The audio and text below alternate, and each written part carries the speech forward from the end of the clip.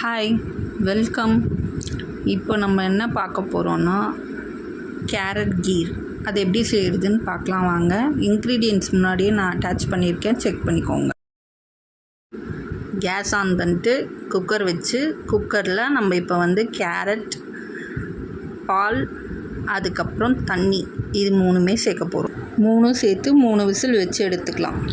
இப்போது நீங்கள் இதை பார்த்தீங்கன்னா தெரியும், கேரட் நல்லா வெந்து வந்திருக்கு. இப்போ இது ஆறினோடனே நம்ம ஒரு மிக்ஸி ஜாரில் மாற்றிக்கலாம். இது கூடவே இப்போ நம்ம ஊற வச்சுருந்த கேஷ்யூ அண்ட் பாதாம் சேர்த்து நல்லா மைய அரைச்சிக்கலாம். இப்போ திருப்பி கேஸ் ஆன் பண்ணிவிட்டு அதில் கொஞ்சம் பால் ஊற்றிக்கலாம். அது கூடவே நெய்யும் நம்ம சேர்த்துக்கலாம். அதில் நம்ம அரைச்சி வச்ச அந்த கேரட் விழுது அது கூட சேர்த்துக்கலாம். அதை நல்லா கலந்து விட்டுக்கலாம். கலந்ததுக்கப்புறம் நம்ம ஒரு கப் சர்க்கரை சேர்த்துக்கலாம். சர்க்கரையும் நல்லா கரைச்சி விட்டுக்கிட்டு கொஞ்சோண்டு ஏலக்காய் பொடி நம்ம சேர்த்துப்போம்.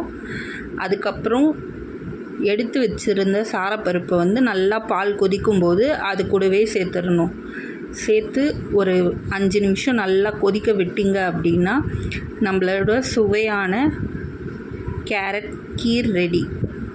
நீங்களும் ஃபேமிலியோடு செஞ்சு என்ஜாய் பண்ணுங்கள். தேங்க்ஸ் ஃபார் வாட்சிங்.